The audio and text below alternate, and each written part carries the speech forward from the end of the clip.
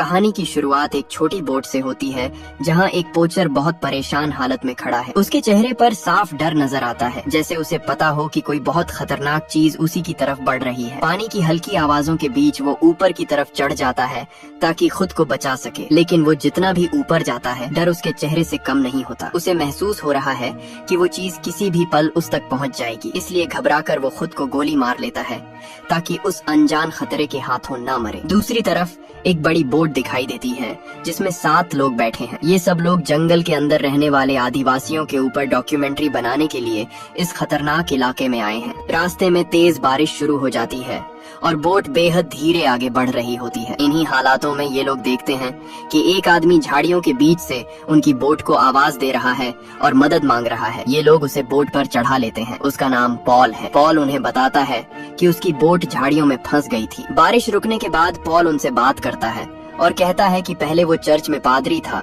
लेकिन अब वो इस इलाके में जानवर पकड़कर चिड़ियाघरों को सप्लाई करता है। प्रोफेसर स्टीवन, जो इस डॉक्यूमेंट्री टीम का हिस्सा है, उसे बताते हैं कि वो लोग श्रीशम आदिवासियों की खोज में आए हैं। पॉल उन्हें बताता है कि वो इन आदिवासियों से मिला हुआ है, लेकिन उन्हें ढूंढना आसान नहीं है। वो कहता है कि अगर ये चाहते हैं तो वो उन्हें रास्ता दिखाने में मदद कर सकता है। आगे सफर के दौरान इन्हें एक बड़ी सी एनाकोंडा की मूर्ति मिलती है जिसमें एक आदमी सांप के मुंह में फंसा हुआ है। पॉल बताता है कि श्रीशम आदिवासी एनाकोंडा को अपना रक्षक मानते हैं और ये भी माना जाता है कि इन लोगों तक पहुंचने के लिए एक खास झील को पार करना पड़ता है जो पूरी तरह खतरनाक सांपों से भरी हुई है। पॉल कहता है कि पहले ये आदिवासी इसी जगह रहते थे, लेकिन बाढ़ की वजह से ये लोग ऊंचे इलाके में चले गए। पॉल बार बार बताने की कोशिश करता है कि किस दिशा में जाना सही होगा, लेकिन प्रोफेसर स्टीवन उसकी बात नहीं मानते और कहते हैं कि ऊंचे इलाके की तरफ जाना चाहिए। इस बात से पॉल को गुस्सा आता है और वह कहता है कि वो अगले पड़ाव पर उतर जाएगा। रात में बोट एक जगह रुकती है। टीम के 2 लोग, गैरी और डेनिस,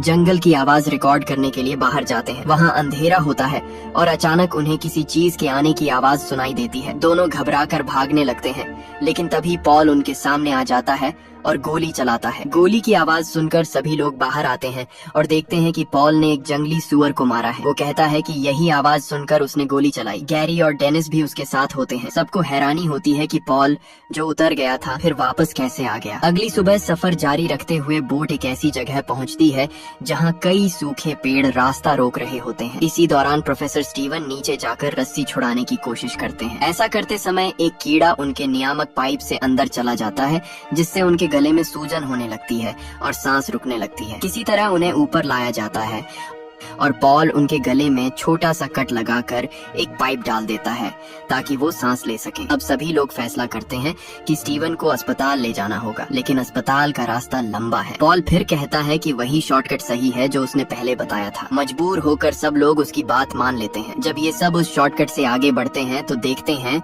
कि रास्ता लकड़ियों से पूरी तरह बंद है। पॉल के पास डायनामाइट होता है और वो कहता है कि यही रास्ता खोलने का तरीका है। बाकियों को यह सही नहीं लगता, लेकिन अंत में वो उसकी बात मान लेते हैं। जैसे ही ये लकड़ियों को उड़ाते हैं, हर तरफ सांप फैल जाते हैं और बोट में रखे पेट्रोल टैंक पानी में गिर जाते हैं। थोड़ी दूरी आगे इन्हें एक टूटी फूटी बोट मिलती है। पॉल, डेनी और बोट का ड्राइवर मैटू पेट्रोल लेने अंदर जाते हैं। अंदर पॉल की पुरानी तस्वीरें मिलती हैं जिसमें वह 2 और लोगों के साथ एनाकोंडा पकड़ते हुए दिखता है। तस्वीर में जो आदमी है वही है जिसने कहानी की शुरुआत में खुद को मारा था और दूसरा आदमी मैटू खुद है। मतलब पॉल और मैटू पहले से मिले हुए थे। पॉल जानबूझकर सबको यहाँ लाया है। वहीं एक बड़ा बॉक्स भी मिलता है जिसमें भारी हथियार होते हैं। पॉल वो बॉक्स उठाकर बाहर चला जाता है और मैटू वहीं रुक जाता है। तभी एनाकोंडा आकर मैटू पर हमला कर देता है और उसे मार देता है। बाकी लोगों को अभी तक कुछ पता नहीं होता। डेनी जब मैटू को ढूंढने जाता है तो उसे सिर्फ उसकी टॉर्च मिलती है। जब वो वापस आता है तो पॉल सबको एक बड़ी सांप की कचली दिखाकर बताता है कि मैटू को कोई विशाल एनाकोंडा खाकर ले गया। मैटू के ना मिलने की वजह से सब लोग बेचैन रहते हैं, लेकिन मजबूरी में सफर आगे बढ़ाते हैं। रास्ते में पॉल एक बंदर को गोली मारकर पानी में फेंक देता है और कहता है कि यह एनाकोंडा के लिए चारा होगा। टेरी को यह बिल्कुल पसंद नहीं आता। वो गुस्से में उसे रोकती है, लेकिन अब गैरी पैसों की लालच में पॉल का साथ देने लगता है। वो टीम को समझाता है कि डॉक्यूमेंट्री अब बन ही नहीं सकती। स्टीवन घायल है, रास्ता भी कोई नहीं जानता, तो क्यों न पॉल को एनाकोंडा पकड़ने में मदद की जाए। अगर वो इसे पकड़ लेता है तो इसकी रिकॉर्डिंग ही उनकी बड़ी डॉक्यूमेंट्री बन जाएगी और पॉल उन्हें इस खतरनाक जंगल से बाहर भी निकाल देगा। मजबूरी में बाकी लोग भी कुछ नहीं कहते। रात होती है और बंदर पानी में बह रहा होता है। अचानक एनाकोंडा कांटे में फंस जाता है और उग्र होकर अपने आप को छुड़ा लेता है। अब उसकी हरकतों से साफ पता चलता है कि वो गुस्से में है और उनकी बोट की तरफ आ रहा है। अगले ही पल वो उछलकर बोट पर चढ़ जाता है। डेनिस पानी में गिर जाती है। गैरी उसे बचाने के लिए कूदता है। डेनिस किसी तरह बोट पर लौट आती है,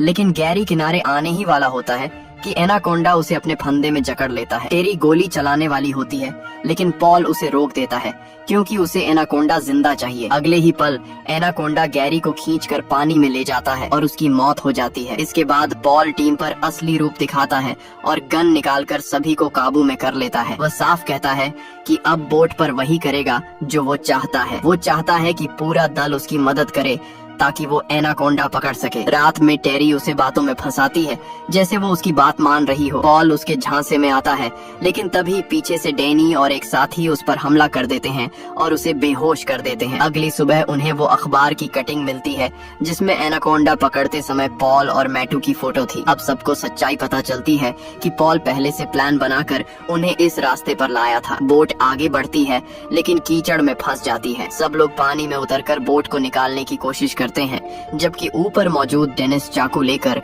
पॉल को मारने जाती है ताकि गैरी की मौत का बदला ले सके। लेकिन इससे पहले कि वो कुछ कर पाए, पॉल अपनी बंधी हुई रस्सी आधी काट चुका होता है। वो डेनिस को पकड़कर मार देता है और उसके शरीर को पानी में फेंक देता है। इसके बाद वो खुद को पूरी तरह खोल लेता है। उधर पानी में डेनी और बाकी लोग देखते हैं कि एनाकोंडा उनकी तरफ बढ़ रहा है। सब घबराकर बोट की तरफ दौड़ते हैं। डेनी और टेरी वापस चढ़ आते हैं, लेकिन तीसरा साथी चट्टानों पर चढ़कर जान बचाने की कोशिश करता है। तभी एनाकोंडा उसी पेड़ से लटककर उस पर हमला करता है। वो आदमी चट्टान से कूदता है, लेकिन एनाकोंडा उसे हवा में ही पकड़कर मार देता है। बोट पर वापस पॉल डेनी पर हमला करता है। डेनी और टेरी दोनों मिलकर पॉल से भिड़ जाते हैं। लड़ाई के दौरान पेड़ गिरने से बोट दोबारा हिलती है और टेरी पानी में गिर जाती है। डेनी भी पानी में होता है और इससे पहले कि वो ऊपर चढ़े, एनाकोंडा उसे पकड़ लेता है। टेरी गन से कई फायर करती है और एनाकोंडा को मार गिराती है। अभी डेनी को ऊपर खींच ही रही होती है कि पॉल अचानक पीछे से आकर टेरी को धक्का दे देता है और उसकी गन छीन लेता है। वह गुस्से में कहता है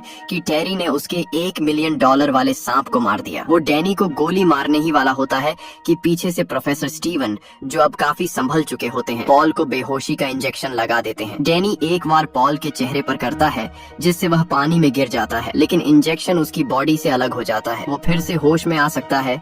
ये सोचकर वे लोग जल्द से जल्द बोट लेकर आगे बढ़ जाते हैं। आगे इन्हें एक पुरानी बिल्डिंग नजर आती है। पेट्रोल की जरूरत होती है, इसलिए टेरी और डेनी अंदर जाते हैं। उन्हें अंदर बड़े पेट्रोल टैंक मिलते हैं, लेकिन तभी पॉल फिर से उन पर हमला कर देता है। जब दोनों की आंख खुलती है तो पॉल ने उन्हें रस्सियों से बांधा होता है। वो उनके ऊपर जानवर का खून फेंक देता है। उसकी योजना साफ थी। खून की महक से एनाकोंडा उन्हें ढूंढेगा और जैसे ही वो पास आएगा, पॉल उसे अपने बड़े जाल में फंसाकर पकड़ लेगा। थोड़ी देर बाद एनाकोंडा सच में प्रकट होता है। पॉल तीनों को एक ही जाल के पास रखकर तैयार खड़ा होता है। वो एनाकोंडा को बेहोश करने की कोशिश करता है, लेकिन उसकी दवाई असर नहीं करती। एनाकोंडा जाल तोड़कर बाहर निकल आता है और पॉल पर हमला कर देता है। पॉल भागने की कोशिश करता है, लेकिन एनाकोंडा उसे पकड़ लेता है और उसके शरीर की हड्डियां तोड़कर उसे जिंदा ही निगल जाता है। इसके बाद एनाकोंडा टेरी की तरफ बढ़ता है। टेरी एक कमरे में छिप जाती है, जहाँ वो देखती है कि वहाँ एनाकोंडा के छोटे छोटे बच्चे हैं। ये जगह सांपों का घोंसला है। एनाकोंडा फिर उसके पास पहुँच जाता है, लेकिन उसे पकड़ नहीं पाता और पॉल की लाश को बाहर उगल देता है क्योंकि वो उसका पीछा नहीं कर पा रहा था। टेरी नीचे भागती है जहाँ डेनी होता है। डेनी कहता है कि वो चिमनी के ऊपर चढ़ेगा